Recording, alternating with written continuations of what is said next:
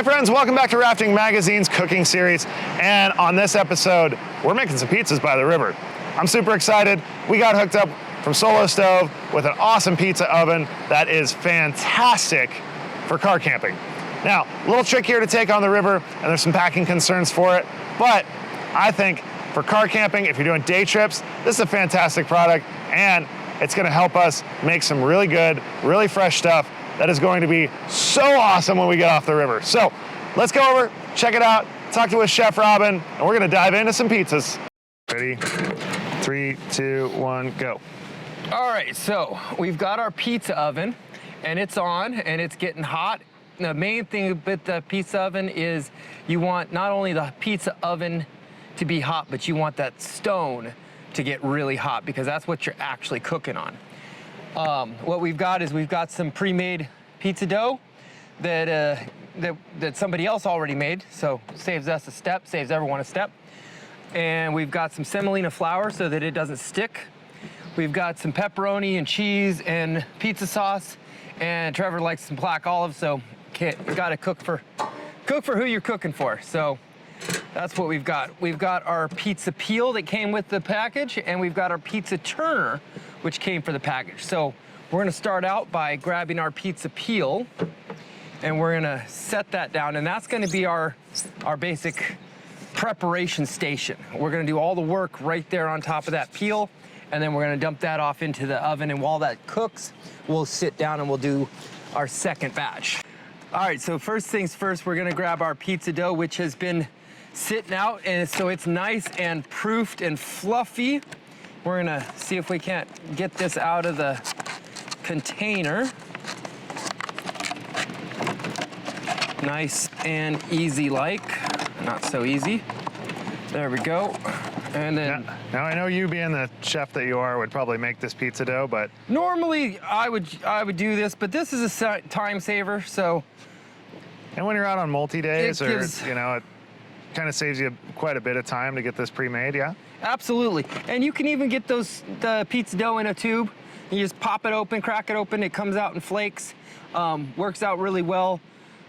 Travels really well. This stuff doesn't travel all that well because it's loose, and so as you saw, it puffs up over time, whereas in the rolls, they're not gonna go anywhere. We're gonna start off, put a little bit of semolina flour down on the work board and make sure that all the sticky parts are done. And then we're gonna take this pizza dough, we're gonna split it down into 4 pieces because we don't need to be making ginormous pizzas. So there's our pizza ball.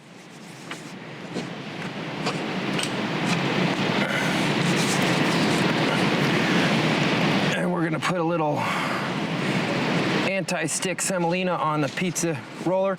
We're just gonna, with your hands, make a pizza, which is, it's a little difficult, a little tricky to start, but basically you're just trying to stretch evenly and make it a circle. Pizza dough is very elastic, so if you pull too hard, you can rip it, and once it rips, it stays ripped. But if you don't rip it, it can get paper thin, and it does actually spring back a little bit. So you gotta overstretch and then let it relax into this final size and shape that you're working with. So once you get your thick parts worked out, you can talk it into going into a circle. Sometimes they talk into going into circle a little easier than other times.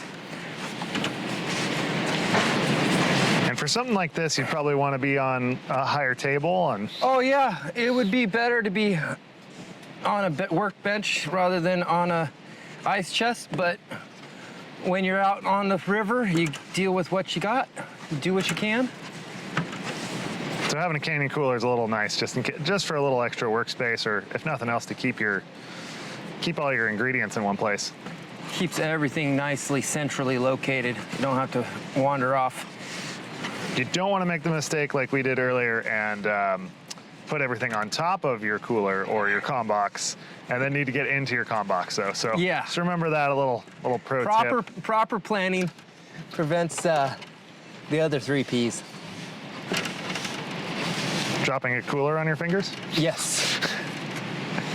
All right, so there's a start for a test size pizza.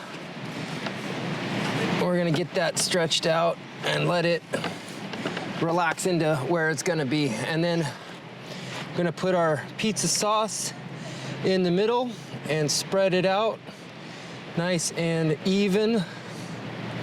And it doesn't have to be circular, round, perfectly pizza. If you want it circular, you can use a rolling pin. That would help a lot in the stretching process, but you don't have to have a rolling pin if you don't want to, or if you just don't happen to. Or if you just don't have space in your comm box. That's right. And then on top of that, you're gonna put your cheese. Just enough to cover everything up and give you a nice bed of cheese. And that's starting to look like pizza now. A little bit of cheese. And then we're gonna put our pepperonis on. And I always start on the outside and work my way on the inside. Don't overfill it. Pepperoni is gonna give out a lot of extra grease.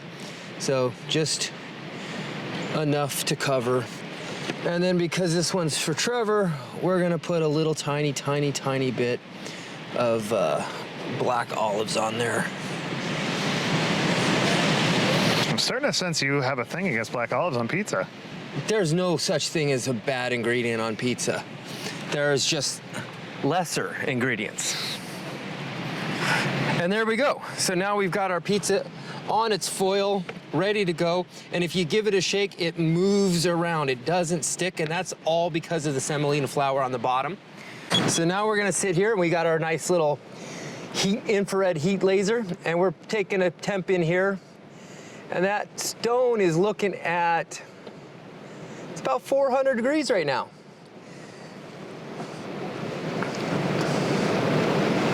And the back of it's looking at about 530.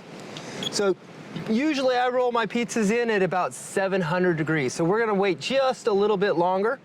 And when this knocks up to 700 degrees, we'll drop our pizza on it. We got a nice and hot 600, 700 degree oven.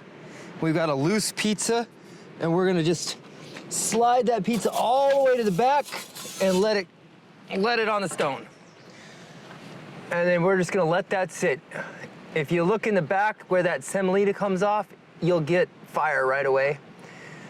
And if you look at those pepperoni, they're gonna start juicing, lessen some of their oils out, gonna start sizzling pretty quick.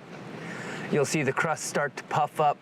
And while that's cooking, we come back over here and we line up our second one. So we're gonna give this a spin. And look at it, a little char on the back, but we're gonna give that a 180 spin, and maybe keep that front section out of the heat a little. The first one will give you an idea of where the hot spots in the oven are, where the cold spots in the oven are, and where to load it and how to kind of adjust to what you've got going. Again, give it a little shake. Don't lose the toppings.